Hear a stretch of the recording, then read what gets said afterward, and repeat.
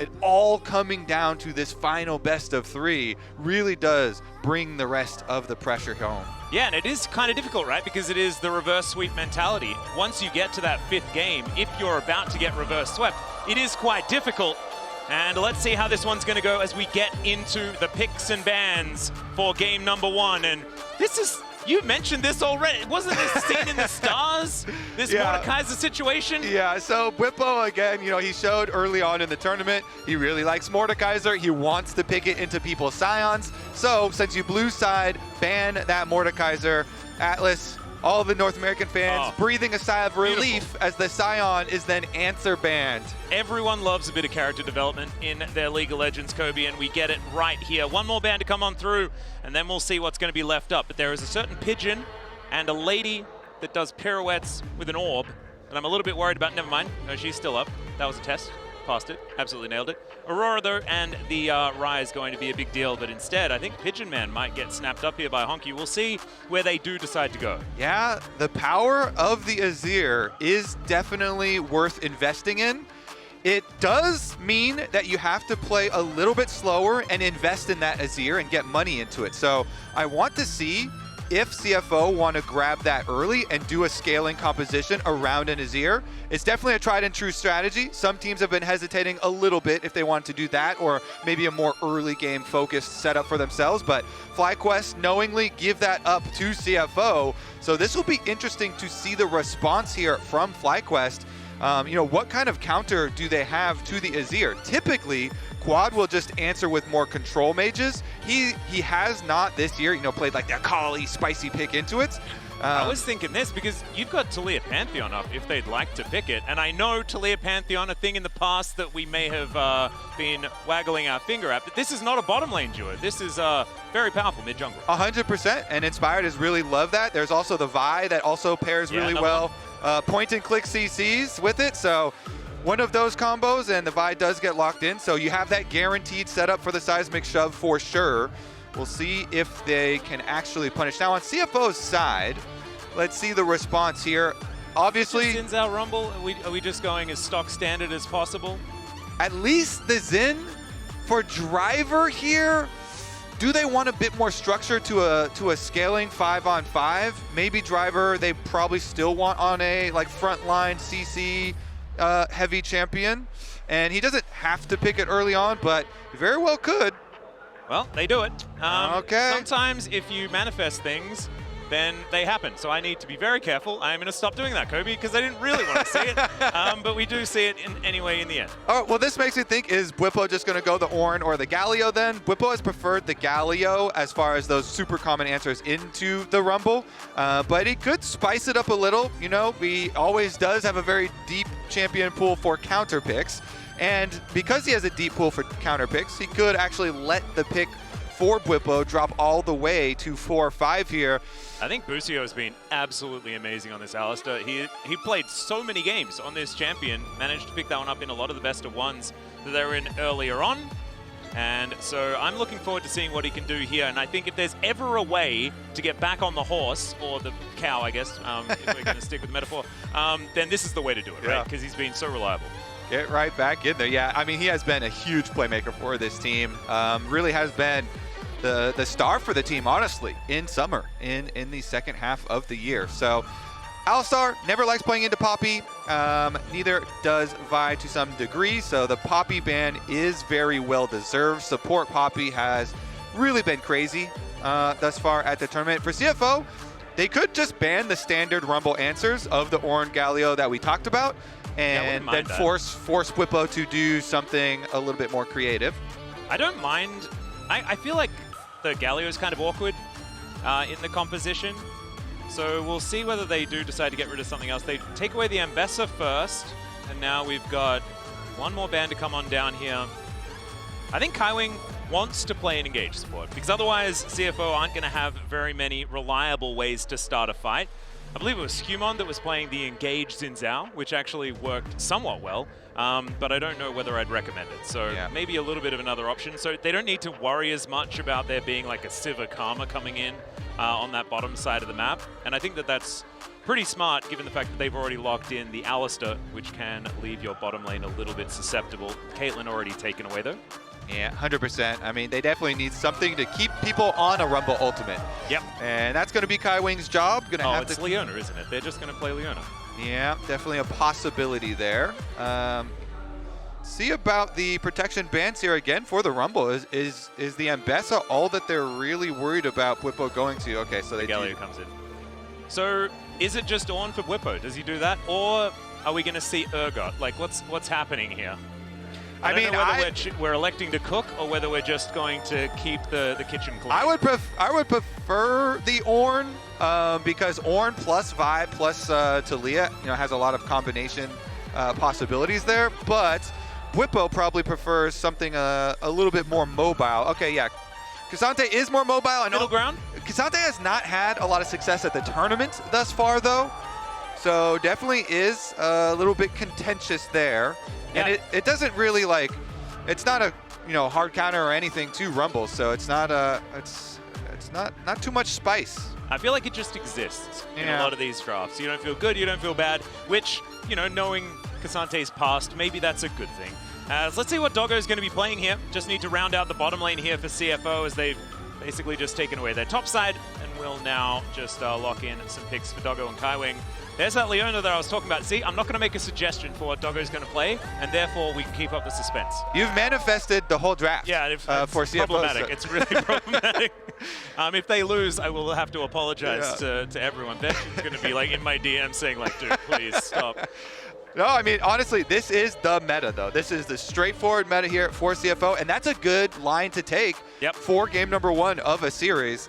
Doggo, of course, I feel like just has been such a star here for CFO. He's been playing very aggressively, and I've really liked what I've seen from him. When he does have advantages, presses them really effectively. Double equalizer comp. I know package isn't there anymore, but Valkyrie still kind of works and got buffed since the removal of said package. It's all right. Busio going to be hovering a Vayne. Don't know whether that is actually going to be coming in, but it's the right era for a Corki matchup. Yeah, I want a high DPS champ here for Massu. I think we really do need more of a hyper carry style champion for Massu here, since we are running K'Sante, Alistar, and Vi. Those aren't. Jhin is definitely not a hyper carry. Okay, well. I mean, there's no true tank, but Leona is kind of a true tank at the end of the game. Exactly. So Jhin has a lot of playmaking, and FlyQuest do have a lot of playmaking. They don't have a lot of damage for super later into the game, though. Like you're saying, though, Jhin can have really good damage versus non-tanks. It's just sometimes it's hard to work around. Like a Xin ultimate, hard for him to deal with. Leona can be very hard for him to deal with as well. Jhin doesn't necessarily have his own dash to get off of Rumble ults either. Yeah. So I prefer CFO side. I got to be honest, Atlas. I do prefer CFO side. Thanks, Kobe. I guess I can try. I prefer Coach Atlas. There we go. I will not take credit for it, though, because obviously this has been pretty standard on this current patch. And the shudder at seeing a Jhin is pretty standard for me, too. So just understand that even though I groaned, that is largely to do with bias against the champion. It just isn't something that I've enjoyed seeing here. Kind of feels like you're playing... Think about this in card terms, you've got a ramp deck, but then your top end is 2 drops. It just doesn't feel like it's working. So I'm ramping from 1 drops to 2 drops. Yeah, nice. Yeah. We're just not really doing too much more afterwards. I guess 4 drops is probably what I should have said because it's Jhin, and that would have felt a little bit better. But they do have a lot of setup. There is a lot of CC. If you can get an accelerated Jhin in this game, he will still do work. And I still have nightmares. It was T1 that was at the front of it, I'm pretty sure, earlier on in the year. Or was it last year? I'm not entirely sure, but it wasn't a great time. Anyway, let's get onto the Rift here for game number 1. CFO on our blue side to start us off. First Dragon going to be that Infernal. And Fly going to see whether they can get off to a good start. I love Gyos, by the way. This is so cool that it's also there's not a, it's not an LPL team on the Rift right now. And we're still getting the Gyos. It's just super cool. Yeah, you can actually feel the energy, feel the excitement last day of Swiss, making or breaking dreams. And we are going to get the makings of a Raptor ward. Well, we already audaciously charging on top of Quad here. Does get taken down to half health, but he doesn't drop. And speaking of drops, a reminder, the drops are active all worlds long, so be sure to log onto your accounts at lolesports.com for a chance at earning some digital loot. 250 HP lead, Atlas, in mid lane. Yeah, that is a pretty good level 1. I like that. Now it's 300 HP lead. HongQ here on the Azir having a really good early start. Even small things as going for a Raptor ward and JunJia camping there with HongQ, so once you get vision of the enemy mid laner just jumping over for that early trade, can have huge ramifications for how this lane does play out. And it used to be such a contentious lane matchup, even when the champions were in different positions, right, as far as power level was concerned. I think Azir taking the most recent nerfs, but Taliyah really lost a lot of power. And so I think HongQ's going to be pretty happy about how this one's going, because a lot of our Azirs really learned how to play this matchup. Yeah, and I also like how CFO are going with the Doggo topside strategy again. Doggo has proven that he is very good at the AD carry, 1v1 situation on top side of the map, and Corki is a very powerful 1v1 champion here into Cassante. Yep.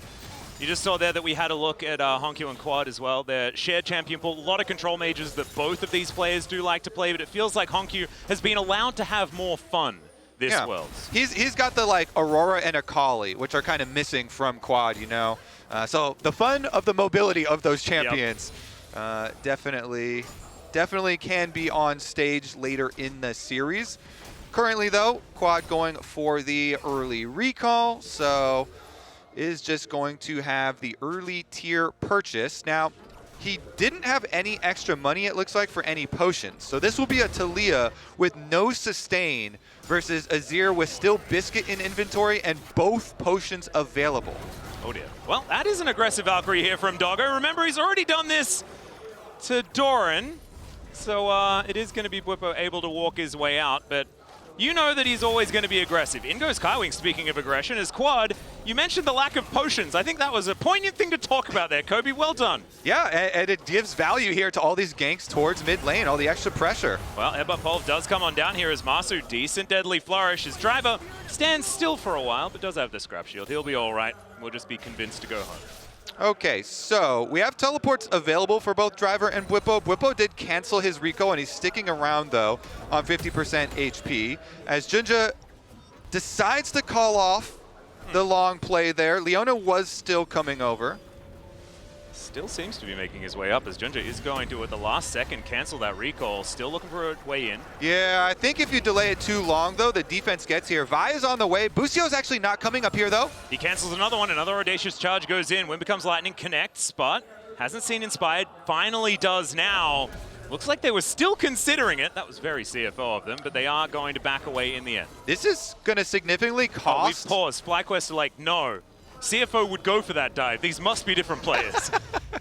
We get the sepia tone view of Summoner's Rift for a while. Nice calming view. All right, we'll update you on whatever caused that issue. But since we just saw them stick around, see, the cost of sticking around and threatening a top lane dive like that for JunJia is going to mean that he's pretty far away from second respawns of his camps. Since he actually cleared from bottom side up towards top side, he now should probably just recall so he can get his purchase off and then go re-clear from Krugs up. But he's going to lose a few seconds of tempo, and Inspired never loses a few seconds of tempo on his second respawn. He is always as soon as they respawn, I am up there, I am re-clearing. This guy is always trying to keep up his own farm. So we'll see if that ends up, actually deciding anything in the game, because sometimes you'll get second respawns of Scuttle Crabs. If you're there a little bit early and Vi does have brush advantage, it means the difference of a Vi getting a full charged Q, in which that actually does give you a chance to beat a Jhin in an early scrap. Whereas otherwise, if they're just staring at each other on even timings, then you usually favor the Jhin in, starting and creating a lot of the plays around those early objectives. Yeah. And I don't know whether it necessarily matters. The whole time you were talking, I was listening and then trying to work out what this means for later on in the game, right? Because we look at these compositions, I think we've seen CFO's comp played by a lot of different teams many, many times, and we know that it does scale quite nicely into the late game, but you don't have like a true tank necessarily outside of pseudo the Leona. Corki is more of a mid-game champion. You don't have like the hyper carries there apart from, I guess, the Azir. But I'm looking on the side of FlyQuest, and I just don't know where the damage comes from later on in the game, unless Quad has like an incredible performance and lands a whole bunch of shoves. But we're gonna, I'm just not gonna get your opinion on that, because we're gonna get the opinion of the analyst desk. Take it away, guys. Thank you. We'll give you an update momentarily, but this does give us a little chance to hear what you two thought about the draft. We were talking about it. Do you agree with the casters? What do you think? I mean, my main takeaway is I just didn't really love the Alistar on 3. I do think picking Galio there would have made more sense, because I think since it's a game 1, like in my mind, Alistar is not so critical that you have to get it that early. That's not so much stronger than the other engaged champs. And also it would have opened up more of an opportunity to go for support counter pick on 5 and try to get a winning 2v2 bot, you know, something like a Bard angle or an Enchanter angle if it is there. So that's kind of where I was at, is, you know, if you just go Galio on 3, Galio doesn't get banned out. It's a great answer to the Rumble. It's something that Bwipo is super comfortable with, and then you go AD on 4, support pick on 5, and I feel like that could have set them up for a potential better draft. But this is not like a bad draft by any means. I don't think that they can't win or anything like that. I just would have preferred a different order. Yeah, are you worried about the damage at all? I think because they're pretty squishy on the other side, I don't think it's that big of a deal as long as Quad doesn't get put really far behind. Like, Taliyah is decent damage. K'Sante is like... K'Sante hitting a tank is nothing, but K'Sante hitting squishy champions is something. Yeah. And Jhin is actually pretty bursty against these types of champs. Yeah, I would agree. The only thing, because I think there were a couple of draft traps. Obviously, I think giving over Sire would have been a huge mistake, regardless of counter pick. We didn't see Fly do that. For CFO's end, I think their draft is just as Atlas also ended on. We've seen this exact draft a million times. Like, it really does kind of everything. I think it scales decently well. Your front to back is solid. You can play for a couple of early skirmishes as well with that Leona and Zhao combo. So I really don't got no notes on their draft. For Fly, though, the one thing that I was talking about with Azir backstage as well, I would have loved to see Sivir. I think that Sivir is one of those champions that would alleviate not necessarily damage issues concerns. if you stay even or ahead. I think the comp on the right is fine. Also, I have watched JunJia pilot way worse, but that's you're talking about JunJia. Well, okay, I was going to say it myself, but I do think that does influence how you look at drafts, right? Like the teams that you watch on a daily basis. But I do think that this is the type of draft where, as long as you don't fall behind, the amount of damage will be susceptible. If you have Sivir, though, it's a really good matchup in the Corki. A knockout game, as long as you don't fall behind. Well, yeah, but that's what this comp screams to me. You do have good tools to find picks from behind. Yeah, and that's the other thing as I was going to say, is that you do have Fly. Your two best players are on playmakers. You have Inspired on Vi, you have Busio on Alistar. I think they're the two stars of the team. They can find picks, they can make things happen, and I do like that they have agency here. You know, not that there was anything wrong with Sejuani in the game, you know, against G2. Like, I think he's great on Sejuani, he can play these things, but when he is on these types of picks, you just kind of have that feeling that he could make something happen for your team, similar to when Busio was playing Soraka. Soraka, I think, was great there. I think he's a great Soraka, but when he's on Alistar, it just kind of hits different, right? Yeah, they could paint the picture a little bit for me, because I've become a little bit addicted to his Bard, because it's so good and I always want to see it. Do you think that in terms of Alistar, who of course can be a super playmaking support as well, that he's going to be able to really put a stamp on this game? I definitely think so. I think he's had some really good Alistar games so far. He's very creative with his angles. He uses Hex Slash really well to try to circumvent vision. He's very good at tracking that.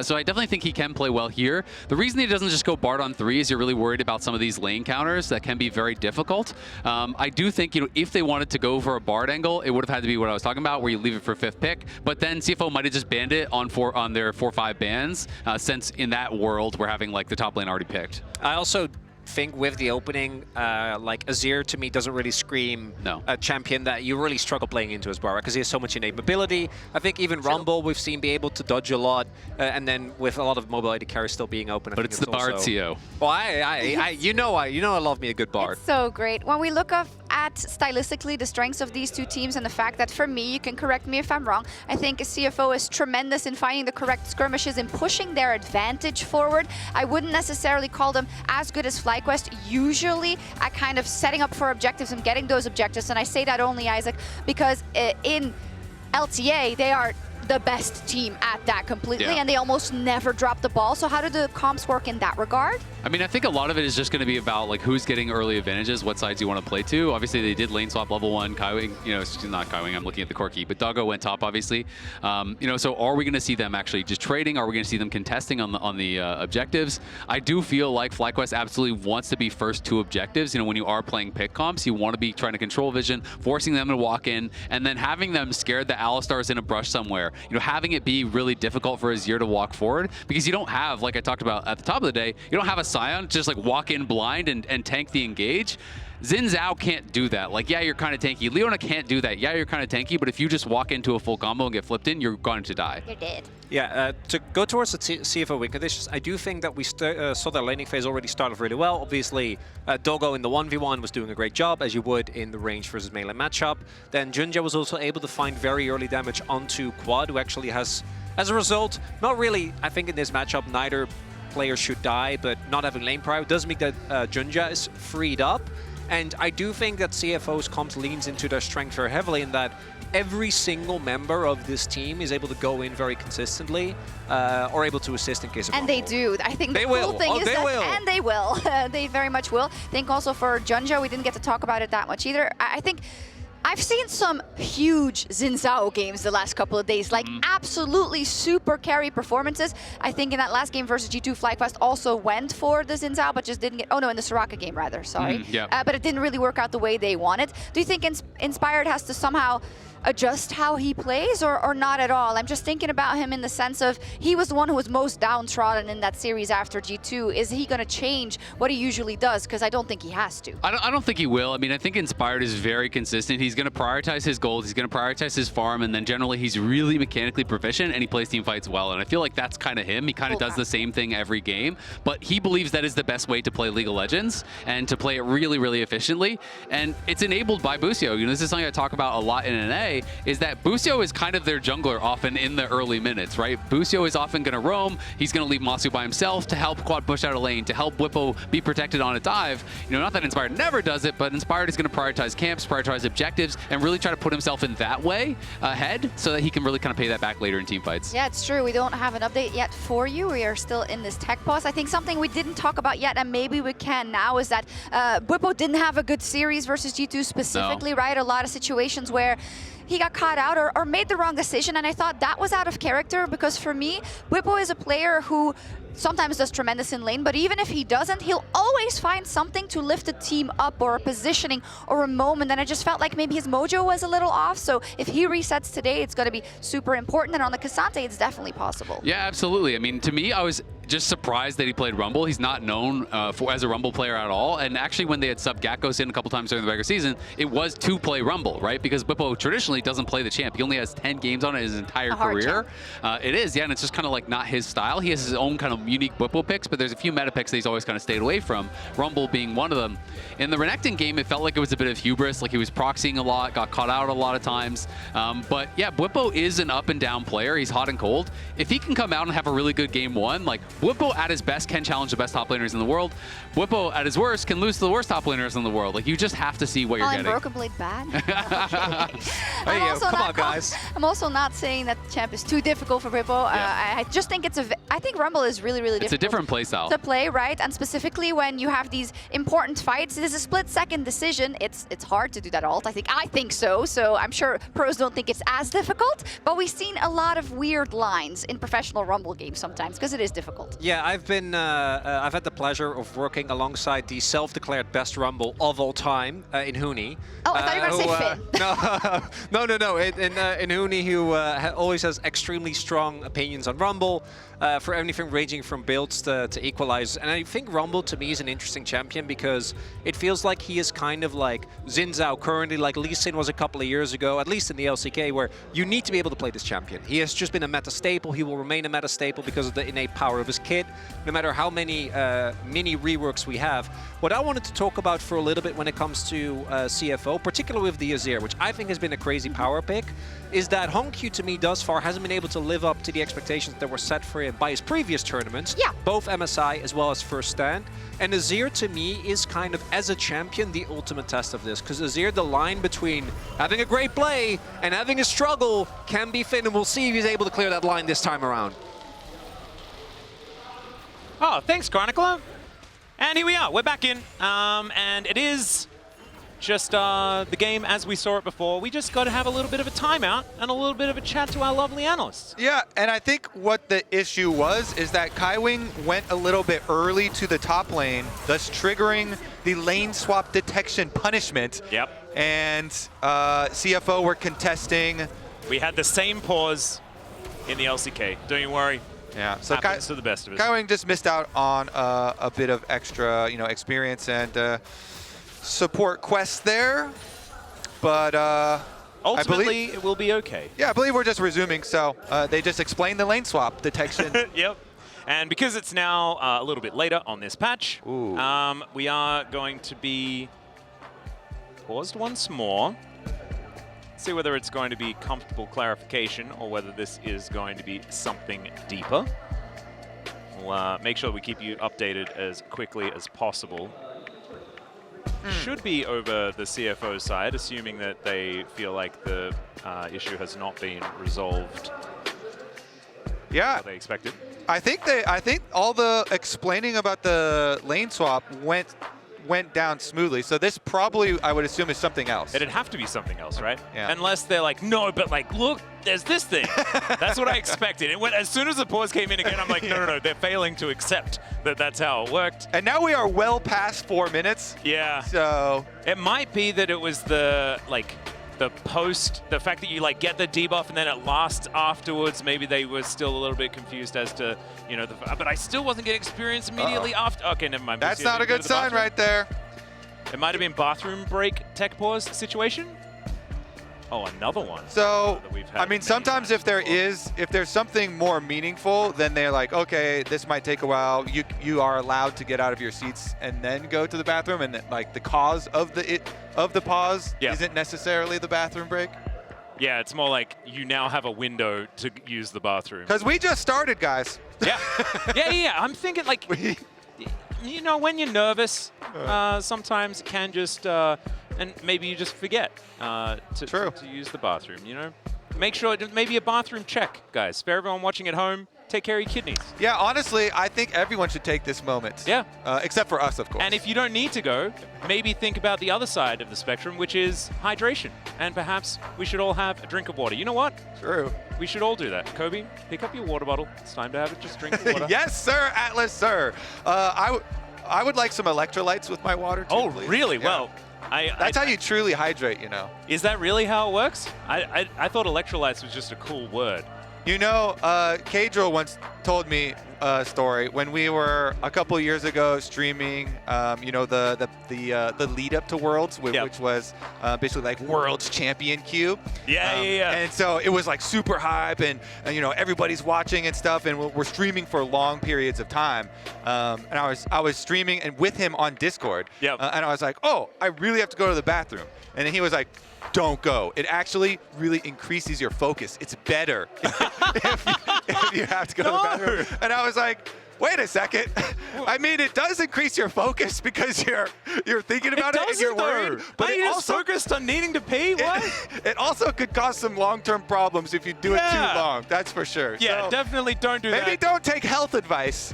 Yeah, no, let's steer clear from that. But it did increase my focus. I was alert. Maybe you were too focused on not what you should be focused on, though. He recommended definitely focused. He recommended that and matcha. He was really big on matchas at the time. Okay, well, I'm not really all that big on the matchas. This is by the way, guys, just to update you, this is a different issue. This is more of a peripheral-based one. We should be back into the game very, very soon. Peripheral issues, we love those. They're solvable. You can see the thing, and you can say, I'll get a different thing, or we'll fix the thing. Very, very easy. Yeah. Don't have to worry about stuff going on inside the computer. New mouse, new keyboard. We'll figure it out. Yep, whatever it needs to be. So now we can talk about hydration and stuff like that. And by the way, I do know what electrolytes do, but I have always thought that the word is good. I just liked it. And whenever I looked at the bottles and they had it all in really big letters, I'm like, they made that up. Yeah, like you're gonna get some sort of superpowers. Yeah, that's from what I always electrolytes. thought. Maybe I'll like watch it'll turn you into Raiden or something, shooting electrical. And I would have been playing Mortal Kombat at the time. Raiden was always my favorite Mortal Kombat character, that's for sure. It's because of the electricity that like snaps on his eyes. Yeah. That's Mega Aura. And he also just looked really unassuming when he was walking around, and then he just zaps you. Yeah. That's the old guy that still beats everyone up. Yep. That's what I'm gonna turn into. It's beautiful. As we progress towards our UNC status. Yep. And the UNC status is purely it's epitomized by the fact that we're excited about the remake of the movie, and everybody else is like, that's dumb. Because I know I am. The first Mortal Kombat movie, oh my god. Quality just movie. Extraordinary. Quality movie. Your brother's soul is mine. Oh, it's just so quotable. So many brilliant moments. And we really are deep into this pause. That's what we've decided that we want to talk about. Honestly, though, Alice, that's what today is all about. Yeah. Which of these teams will deliver a fatality to the other region? Oh, see, you can always tie it back in, Kobe. That's why I love having you around. Fatality is, one of the earliest and coolest, calls for a finish of an entire Do you turn. think it got a little bit too much when they started moving on to like babalities and the weird things? I do. They should have just probably left it as fatality, I think. But it is huge. I mean, this is a momentous series here for both regions, for both teams individually, but also for both regions because. I mean, it's massive on either side, and I think FlyQuest wanting to make it back to that former glory, being able to get to the top 8 like they were able to and got so close against JunJia. If they can't even get there, it doesn't feel very good. But this does, because now we can see the video game, and it's all in color and everything like that. We don't need to worry about the sepia mode that we had before, and everything is all good. So after all these pauses and after all the swap, let's evaluate what went down with the experience. The biggest thing to me, battle level. Yeah, the biggest thing to me is top lane. Top lane having a full level advantage for Bwipo is huge. Cassante ultimate definitely very, very threatening, and Driver suffered more heavily in the CS with the lane swap, with the 2v1s. Oh, Emperor's Divide does get the flash out of quad here. Nice little attempt from HongQ. That means that another visit, they should be able to get a kill. Meanwhile, Inspired got to the second Scuttle Crab, getting him to the level 6 breakpoint as well. So they are going to have experience, slight experience lead for the jungle, much larger experience lead for top lane. Nothing a few pedals can't fix, right, Kobe? True. We'll need to get a couple of those, as HongQ does avoid the seismic shove, but he does so by hoovering up a whole bunch of rocks, so that doesn't exactly feel fantastic. This does, though, because these Sand Soldiers are really starting to hurt, with the recurve bow and blasting one now completed. Yeah, I am. Inspired also showed here. So every time you show, then you give a lot of information to your opponents in the early game, because CFO know that Inspired cleared up towards that side, and so by showing mid, they can now guess, all right, presumably for the next like 30 seconds, he's going to be clearing the rest of his red quadrant. Your red buff, your Krugs, and then re-clearing down.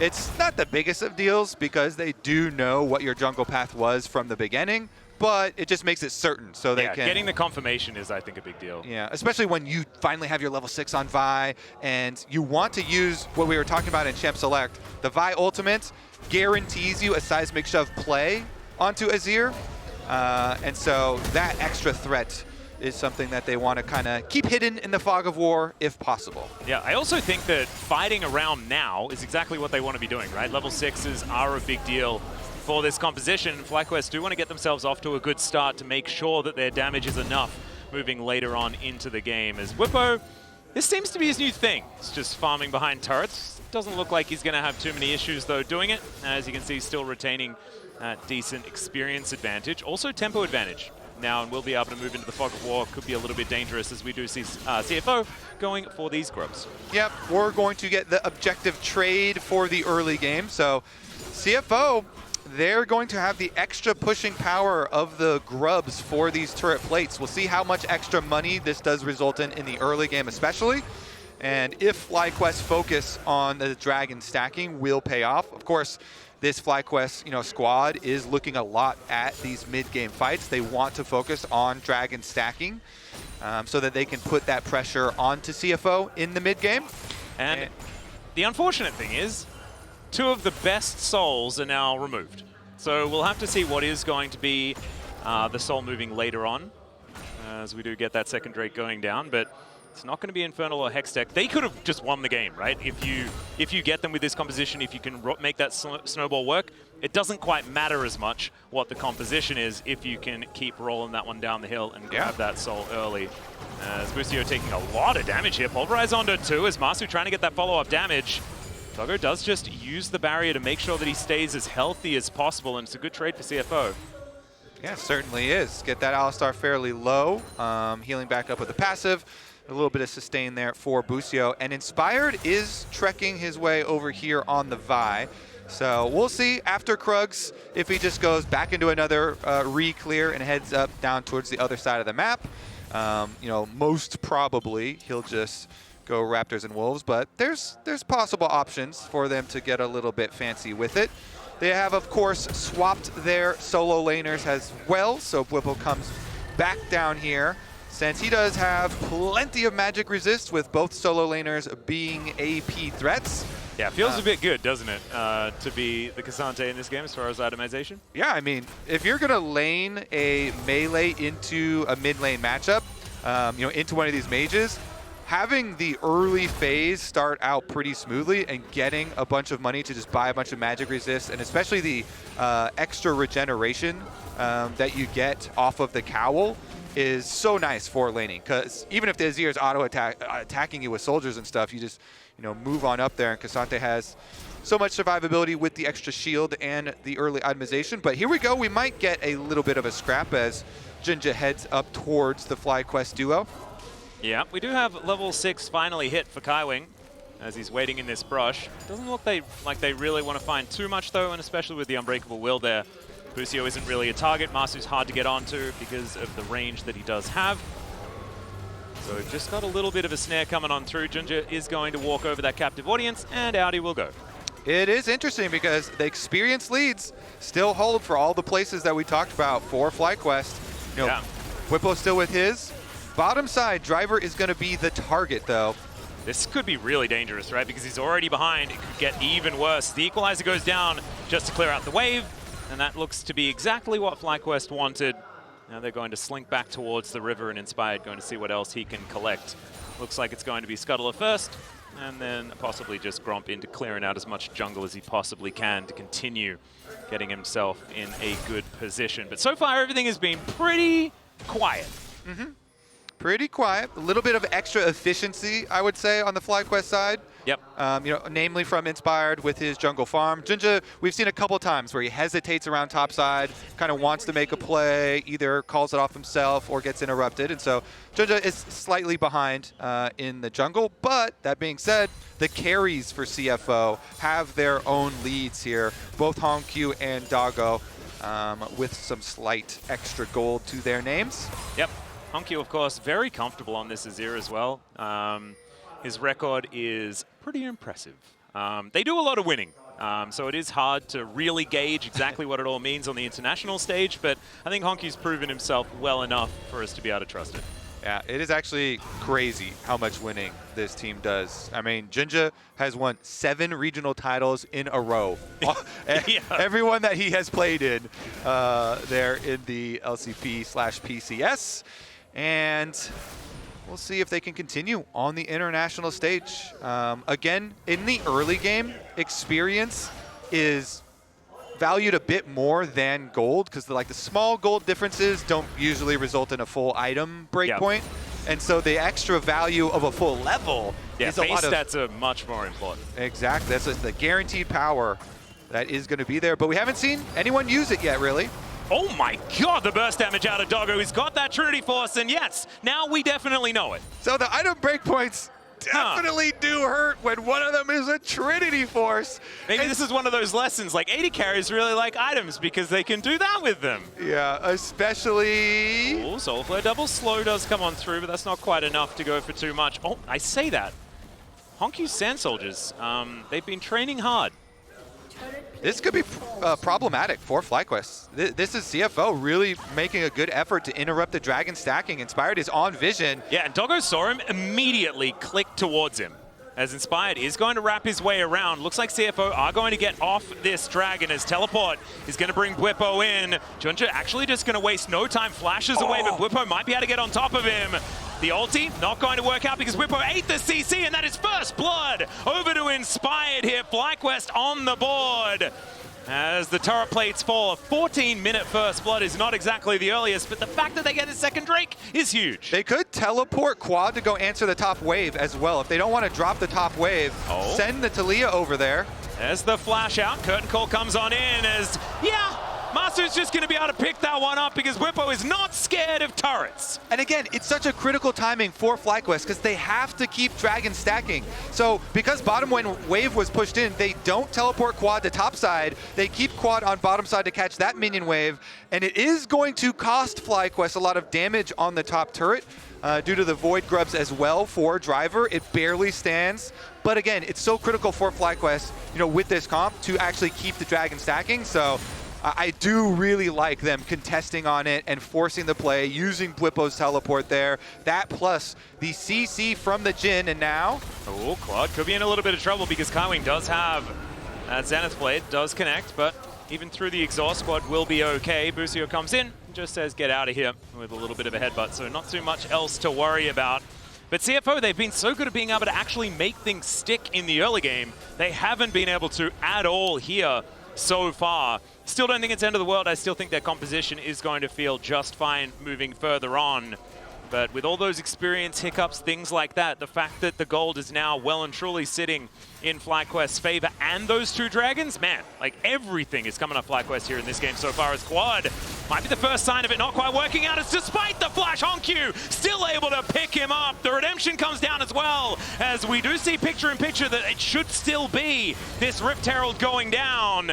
So they will be able to collect that one, and that is also going to be some feats of strength almost gotten towards as well, as Busio could be in trouble. Level 7 here, so he does have the Unbreakable Will, but he is still taking a lot of damage. These Sand Soldiers, man, they are really hurting. Not quite enough to get the kill onto the cow through the ulti. Really good early flash from HongQ.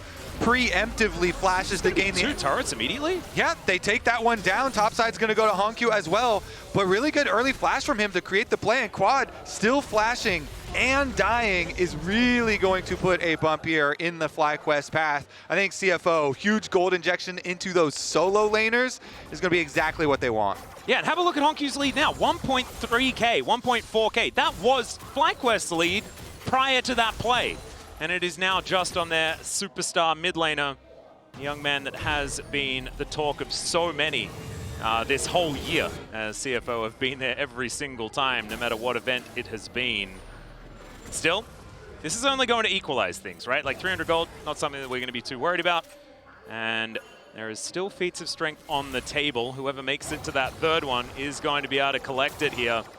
Let's see whether FlyQuest can just get one more kill to get some better shoes.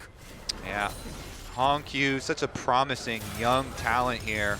And he always just plays with so much confidence on the world stage.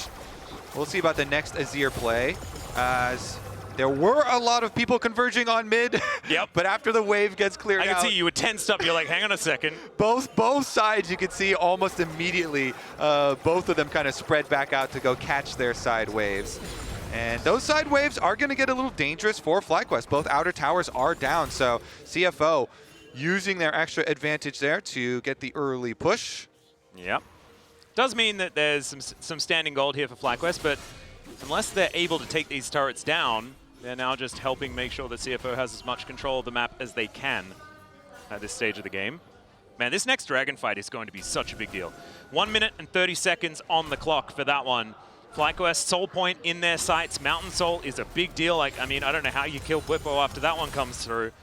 So, a pretty important one to fight for here. See whether CFO have any plans for it. I think HongQ might have some plans, because he's 2 item Azir already. We were talking about, oh, how meaningful is gold versus experience? Well, when gold is 2 items fully completed on your Azir, then gold is massive. So HongQ went back and bought a Leandri's, and Quad went back and bought a little book. Ooh, would you rather have a book or a cool mask? The cool mask, Kobe, every single time. Although some of the books, you know, are cool as well. There's a lot of them that you can buy. This is a short story, though. Yeah, that's like a little picture book. Yeah, this is the first. This is like baby's first book. You know, like it's not quite the fiendish codexes. Okay, Driver could be in a little bit of trouble here as Quad throws a whole bunch of rocks into his back. The seismic shove connects, and I think Quad wanted to let us know that the book's pretty good actually. It's not too bad. Yeah, and he rides that one all the way to the pick. CFO though with 4 people. They're also going to answer with the last remaining outer turret that FlyQuest had standing. Yeah. And Doggo is, of course, Valkyrieing forward into Busio as the slow comes through. Massu is in so much trouble. He has to get out of there. Does have the curtain call to follow up if there is going to be anything more, but takes the cannon and will now be able to head back home. CFO, though, they are just tearing things off the map over and over again. And now, with the outer ring dead, the map is so dark. FlyQuest can have a real tough time at making their way over here to contest this dragon. I think that one is gone. That is an Oyster dragon. What does an Oyster dragon look like? Oh, like a mountain dragon. Oh, sorry, yeah. Very you just similar, told me what it was. Very okay. similar to a mountain dragon. Except you have to know that inside the mountain, there is indeed an oyster. Exactly. You crack it open. Yeah. For some delicious meat. It sounds kind of sinister. I don't like it anymore. I'm not going to mess with the Oyster Dragon. That's all right. Doggo and Massu back here in this lane. I think Massu knows now that if the Corki goes anywhere near him, it could be problematic, but he hasn't bought in quite some time. It's okay. Driver back in lane, maybe back in trouble again as Bwipo. We're going to try and take him down. There's the all out. See whether Driver can actually survive this one. Deadly Flourish will be avoided. There's the curtain call as Driver desperately trying to get out of here, but I don't think he's going to be able to do so. The last bullet doesn't connect, but Bwipo does have a Q. Manages to take that one down. Meanwhile, on the other side of the map, because there were 2 that showed top, CFO have decided that it's time for Otacon, and then they decide it is too dangerous. Not a decision they often make, to be perfectly honest, as Rift Herald is going to be thrown into the mid lane. Shelly a little bit confused about where she is. We'll be able to wander towards... Okay, never mind. She is just going to be herded back down the river once again. Inspired will be able to just... my favorite part of this... driving. My favorite part of this were the blue flying oyster question mark pings that were going down on it. They're like, where is he going with this? Regardless, though, the best thing that this FlyQuest comp does is make picks on the map. CFO, though, they're starting back up the Otacon. Is this just gone? I mean, HongQ does need to be there if they want to have the DPS, but things are very, very dark on this map right now. Busio is going to rotate his way down. CFO have all the information they need. This is just gone. And you were talking about the great experience crisis of the early game of this series. That might be mitigated as Doggo does get himself over the right side of the wall. Driver desperately wanted to do the same thing, but there's a little bit of brush, and FlyQuest realized that I think their only real option here is to try and push down mid. You can tell FlyQuest were so confused there. They had no idea where CFO were because Bwipo just teleported to his own secondary tower when he was split pushing on top side and had finished up that top tower. FlyQuest had no idea. They were completely bamboozled by that play from CFO, and then they saw them and they got the Otacon, announcement even. He still panics. Yeah. He thought people were coming for him.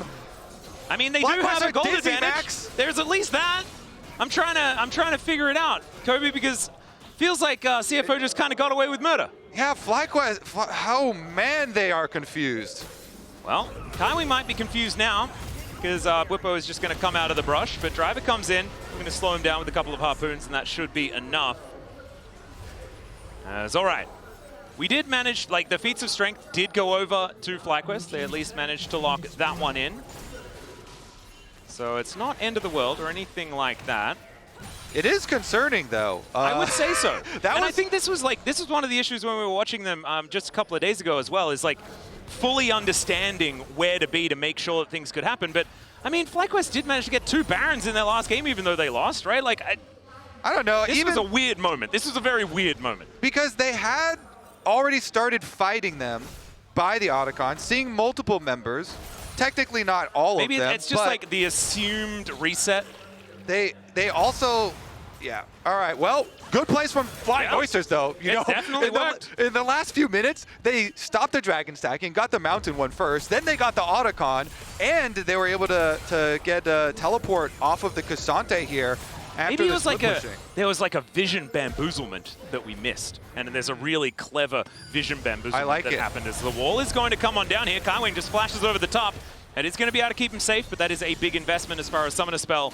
It is going to be employed, so CFO without that to engage some fights could be a big deal, as under a minute until this next dragon.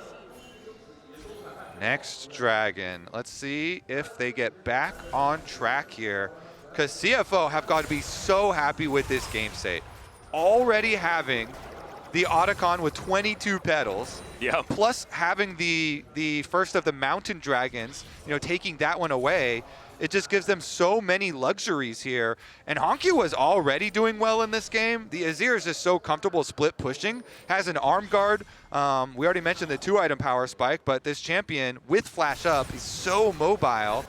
At CFO, have a lot of options here. And HongQ is even going to see the approach. Well, Sundisk is going to come on up here, and that is going to mean that Inspired will take a little damage, but not too much more. It does have the upgrade of Merc Treads. The CFO are looking to move up and protect their mid laner. FlyQuest moving over as well. Teleport to bring HongQ down, as they just want to take this inside track, move over towards this dragon. And they should be able to get this early setup. Massu already 50% of his health bar taken away, as Doggo's rockets are really starting to hurt Quad. Wrapping around the side, doesn't have the Weaver's Wall up just yet. There's now Driver on that flank angle, checking for Inspired, who should be able to get himself in here. We'll see whether they want the turn or whether they want to get themselves the dragon. FlyQuest moved their way in though, Inspired biding his time to make sure he gets in at the opportune moment. Solarflare goes entirely wide as Inspired gets his way in there. JunJia having to flash his way out though. Seismic Shove gone wide, Equalizer is down. Not doing too much though, as we can see. As the Drake already low as well, the exhaust comes on down. Bwipo gets into that backline. Kaiwing's in a little bit of trouble, and down goes the Xin Zhao. That's going to be the Drake going over FlyQuest. Pick up the soul point, but have they found the fight? Driver still wanting to try and burn them as HongQ gets on in there. There is Bwipo looking for the angle. Emperor's Divide though will be his shutdown, and it's Doggo that picks up the kill. Look at these health bars. Doggo desperately wanting another Valkyrie, but he will not be able to get in there. And FlyQuest gets soul point, and they get relatively out of there. Yeah, they do. Bwipo turns around to go after the Azirs to try and put a stop to that chase, and is the sacrifice. It ends up being 1-for-1 on kills. Critically, as you say though, Inspired able to secure the dragon. Let's look at the setup here. JunJia does get focused. The Leona ult going wide there is actually quite big. That being down, Kaiwing also misses his E. Thankfully for him, he doesn't get shoved in by the Taliyah seismic shove, but you know, they back off from the equalizer, reset with the redemptions. Inspired and Bwipo inside the pit here is actually quite close, because JunJia there, they focus him down, get the kill, and then Inspired can smite afterwards. So they cleanly are able to focus down the enemy jungler and then get the objective. Here's where it gets very risky. Yeah, look at all these health bars. They're nothing. As HongQ dashes in though, Bwipo goes in, he dies. Well, you can see Bwipo not feeling too happy about it, but I think it was a worthy sacrifice for what they were able to pick up. 3.5 minutes until a potential Mountain Soul, which will be a huge deal. Not to mention getting the Elder onto the map, which certainly does help closing out the games. Certainly does. I think there's a lot of pressure in the next 3 minutes. Well, Solarflare going to slow down Inspired. Doggo is, of course, Valkyrieing over a wall, as he will be able to blast going his way to safety. Doggo only has one mode, doesn't he? He's just I love going it. in. It's attack mode. Yeah. It is so fun to watch. Every champion can be Draven, as it turns out. Especially when he has double summoners. He plays so aggressively with them. CFO, though, once again, they start up the Baron. They're trying to force FlyQuest into this early. My God, HongQ is doing so much damage to this objective. FlyQuest's going to have to make a decision. Teleport is going to come through from Bwipo as they get a nice knock up onto Kaiwing. He's thrown back with a shove. Equalizer goes down, though, and Quad is just dead. An overextension, as we can see, is now JunJia goes in. Busio, the next one to fall, paying for his mid laner's sins, as Doggo is, of course, flashing forward. It's Bwipo to go down one more time as he tries to all out his way to safety, but that is not going to stop CFO from taking this Baron and getting a big lead. Never mind, though, it's Kaiwing that's going to go down first. Inspired collects that, but Emperor's Divide pulls him back, and they'll trade jungle for support after the end of that fight, and CFO should be able to get the Purple Worm as a reward. Huge for CFO. They turn around on Quad and immediately punish him for taking that wall so close to their team. Quad goes in, he jumps off right into Kaiwing here, gets stunned up, and immediately deleted. So CFO are very, very, very happy with the start of this fight, and then they just run down FlyQuest, chasing every last member here. Huge critical moment at the Baron, and CFO destroy FlyQuest. You can see CFO pretty happy about it as well as far as the coaching staff are concerned. That is going to finally even out the kill score here in this game, but the Baron is the biggest deal. And keep your eye on that Rebel Baron power play. Currently at the neutral setting, which is 1500. The more they can get is going to be the use of the buff. As Doggo back in this mid lane once again. I feel like whenever he's on screen, I tense up. You know, there was no one else on the screen, but I was like, is he going to solo kill that nothing over there? He just might. That dog definitely has bite.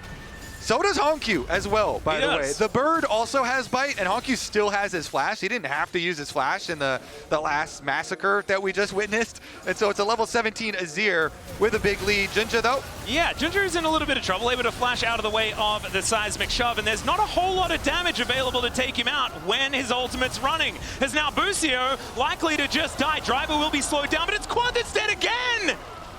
Oh, it's a disaster for FlyQuest. It's into the backline, goes Inspired, but I just don't know whether that was a great idea, as Doggo's going to be able to take him down while he's trying to ult him into the sky. And CFO, this could be them just marching up the mid lane and taking out the first inhibitor of the game. Yeah, I think they might destroy quite a bit of the FlyQuest base here with the Baron buff still on for a long time here. They get to continue pushing an inhibitor down. You also see JunJia pushing in on the bottom side wave, but he's gonna run right past it and look for the end. Well, we'll see whether they can do it right here, right now. There are 2 siege minions making it so difficult. The curtains have been called. I don't know whether they're for CFO. They will be able to stay alive. So FlyQuest, they do survive the push here, but CFO have broken open the base. They take an inhibitor turret on the bottom side as well. HongQ deals with that one, and now on their way out, they'll be able to collect another Mountain Drake, meaning that that soul is ever further away once again. And I would say 6K is a pretty good Rebel Baron power play. We were talking about keeping your eye on that one. Yeah, that's good number. Yeah, CFO here just looking dominant now in game number 1. Let's take a look at this as they try and pick off JunJia for FlyQuest side. And it's a good equalizer from Driver. Quad then, you can see on the Taliyah, gets nailed. Kaiwing, ulti him, immediate follow-up, and they just delete that Taliyah once again. Nice ult there from Kaiwing to snipe him. Inspired then goes in at the end. They know they're just kind of throwing their bodies at CFO at that point, because having given over to this team comp, the Otacon as well as the Baron in that last fight, and all this gold adding up, CFO have a chokehold on this first game. Well, now Inspired, it's going to have to be these Hail Mary plays. And I actually like this. We've seen this from a lot of players in the past. Inspired himself has done it before. When you're feeling down and out, just find a spot to stand as Vi so you can kill the guy that does the damage. This is the pushing play. This is solo queue. You go and get an enemy camp. Well, this is going to be an enemy team that CFO are looking for. Busio does have the unbreakable will, and he's going to need one if they want to stay alive in this game. And oh, not just a camp, that's a crab. I mean, Alice, people call it different things. To me, when I do that, it's a bit of rage. Yeah. I'm rage clearing enemy camps at that point. Oh, rage clearing is the rage counter jungle clear. Yeah, that's what I do. I think just rage clearing. I'm going to use that. I'm definitely going to use that. As Doggo Valks over the wall, will be able to keep himself alive. But now the wraparound has happened. It's not only a rage clear, it might also be Driver going down, but he does spot him here. Inspired, not quite with the surprise play that he wanted, but it's the all-out to bring them underneath the turret. JunJia is going to be the first one to go down, as Doggo is, of course, over the wall. HongQ goes golden as the solar flare is going to interrupt that curtain call. As, my God, how did Doggo do that much damage? That was disgusting, but still, he is now dead. I think Fly is still alive. Atlas, rage clearing is a viable strategy. This was the best. It's a stroke of genius. It turned into the flank of all time for FlyQuest, what they needed to defend the base. It set them off. And then they just went. They flew underneath the inhibitor turret. Inspired didn't even really have to do anything. It was mind control. It was extraordinary. Mind control is the best strategy. Here we go, though. You can see on the minimap, Inspired approaching, and Bwipo is able to get the kidnap basically under tower. Yeah. And they basically create chaos. When you are down like that, you want to create some more chaos. And so they're going to continue to do it. Yeah, Driver could be in a whole lot of trouble. The wall comes down. I don't think this Rumble is going to survive, and he doesn't think so either as he ults the wave to make sure that he can at least get something. But these little picks, all of these dents in the tempo are getting Fly back into the game. Exactly, that's what you have to do. Continue to try and make picks across the map. Go through the fog of war. Do we have to have the freak conversation about you shouldn't take the mid inhibitor because you deny yourself gold and stuff? Do we need to do that? And it's been a while. Well, their wave clear is not the best. We'll see about the teleport out. I say just keep on fighting. Well, that's exactly what they're going to do as JunJia, once again potentially in trouble, does now have HongQ and Kaiwing in the area. As the knockback from Bwipo, there is another kidnap, like you said before, but it's going to be flashed this time. Blast Cone makes things problematic. Oh, the rocks go down. HongQ, so much trouble, but still the damage is there because Doggo shows up. Massive amounts to come on through, but it's already 2 for FlyQuest. Doggo trying to survive against Bwipo. He flashes over the wall and picks up a double, but Fly still able to win the fight, and it should be the Baron. Baron is alive. It is. Okay, Doggo's still alive, though. You have to respect Doggo. Driver is turning up as well, but I mean, Doggo's health bar is not exactly high. As Massu gets himself in there, it's looking like they're not going to go for this Baron, but FlyQuest, I mean, I was writing the obituary, man. Like, this is not what I was expecting this game to look like. You have to keep the chaos going. They want to keep the chaos rolling here, forcing and forcing. They're definitely going to turn off the Baron, but CFO are doing a good job. They're not taking the bait here very quickly. They know it takes FlyQuest way too long to do the Baron, so they're not running into it. Yeah, Weaver's Wall goes down. I mean, they left a control ward there, but the Equalizer is still going to do so much work as the Baron, they're still on it. The spikes are really hurting. Inspired, still lower and lower, and Doggo wanting that wraparound. Driver gets in there with the flamethrower, and there's Doggo! It is going to be the Baron secured by FlyQuest, but can they keep anyone else alive? The Empress Divide comes in, it's a double in the end for Doggo, and so there are a few Barons left up here for FlyQuest, but there's no people. Yeah, there's only an Alistar and a Cassante to defend the base. CFO are going to come, and they're going to try and finish.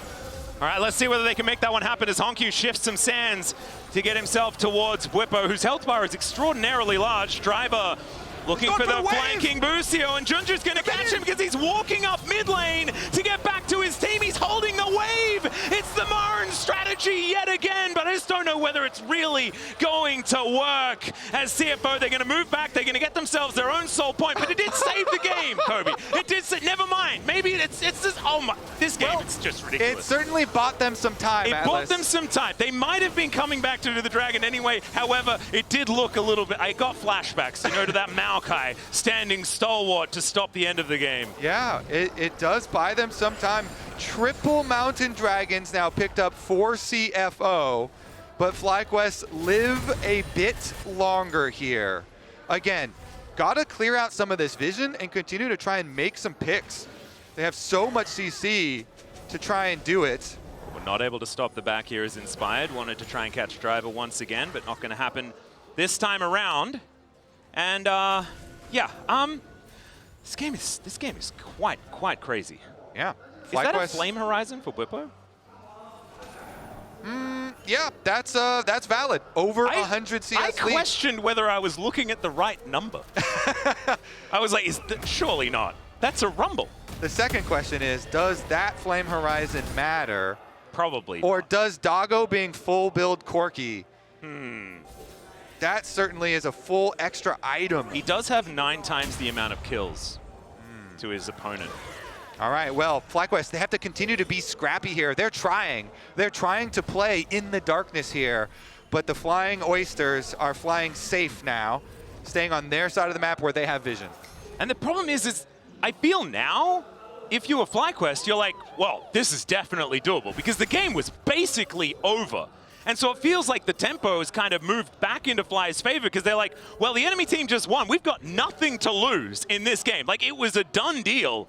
And so now every opportunity they get back in this one, it's kind of like a freebie. And let's see whether CFO can keep themselves in it because they have almost thrown it away Biggest problem to me for FlyQuest now is when you try and make a pick, there are 2 Zhonya's on both solo laners for CFO, and then the Guardian Angel on Doggo is already available, and JunJia's is close to being available. Yeah, So the you have 6 to be, items on the Azir is problematic for the... Yeah, for everybody. Yeah, everybody. Like, Doggo wants to get a pentakill, he can't, because his mid laner does way too much damage. I mean, it's not just FlyQuest that have issue with it. So let's see.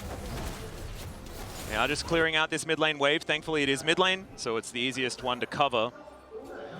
But we have synchronized timers between these 2 objectives, Kobe. So, quad stack Mountain Soul or a Baron might be the choice they'll have to make. Let's track Inspired again, because Inspired is taking another long venture into the other side of the map. I feel like he's feeling better though now, so I don't think we can call it the same thing. I mean, it worked last time. He went for Raptors and then topside Scuttle, and then they saved the game. So now he takes Krugs. Surely he could grab some Raptors as well. I mean, it is golden experience that they wouldn't have been able to get before. Yeah. This time, they had confidence in CFO not pushing for the end. So he is able to steal that one away. He's kind of deep.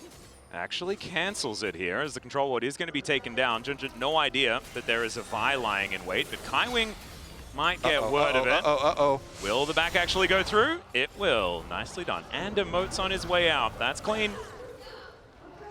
This game's weird, Kobe. Honestly, I'm having fun. I love it. Weird is good. All of the pressure, it kind of distracts you from the fact that this is the last day of Swiss, and this is elimination promotion.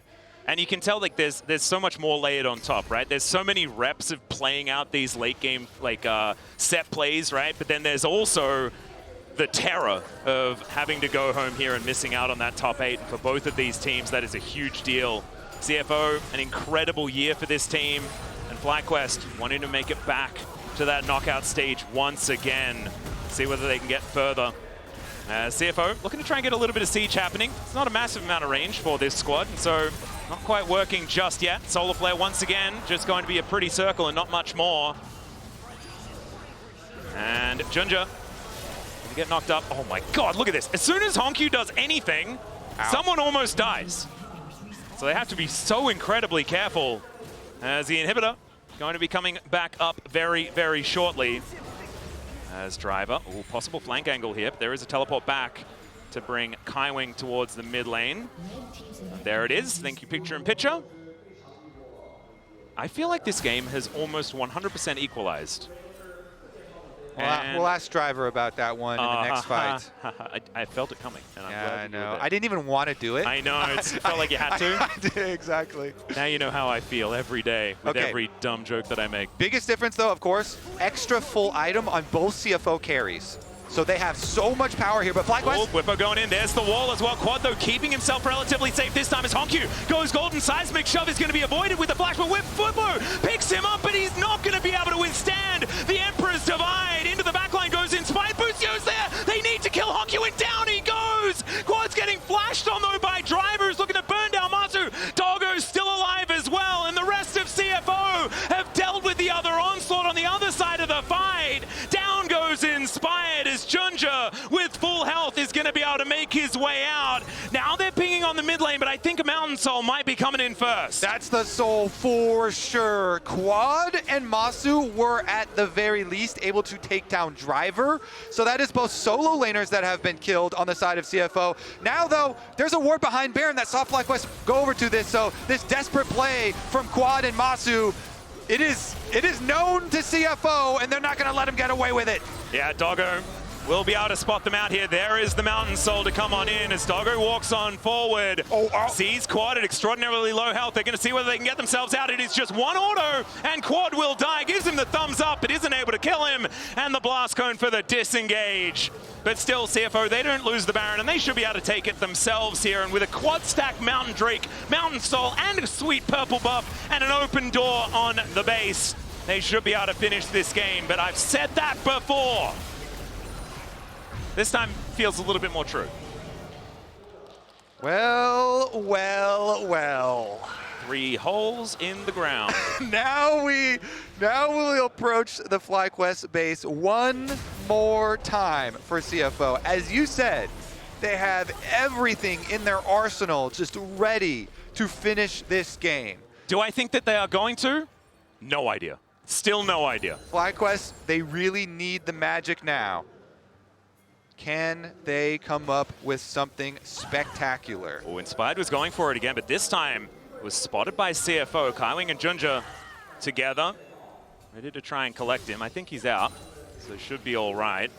I will say there is now no Guardian Angel on Doggo, as well as no Flash. But I think that CFO, as long as they just play safe with their battle lines, and they don't have both carries right next to each other, then they should be okay to just slowly move it in. And now we've just broached 10 seconds over the longest game at Worlds, which we did just have yesterday. Great job all around, everybody. 51. The games are getting longer, as we're seeing, as these inhibitors may not have much longer, but we'll see. This bottom one's certainly going to go down as Bwipo looking like he's defending this. Wind becomes lightning comes through. Man, that health bar on the Cassante is so massive. But these inhibs are still going to go down. The flank angle there from Inspired. He still wants to look for it as they're under Nexus turrets now. Driver wanted to see what's going on. I believe spotted him just there. The first Nexus turret going to be lying on the floor. They need to pull the trigger if they want to stop CFO from taking this. But you can see they're playing so carefully as CFO not wanting to take any undue risks. As Seismic Shop will be Sonya's. And there is the Emperor's Divide as well. HongQ keeps himself alive. They're still desperately trying to get on top of him, but it does not work. The young player is able to say no to FlyQuest and will now be able to take down the Nexus. It took a little longer than we may have expected, but the Oysters strike first.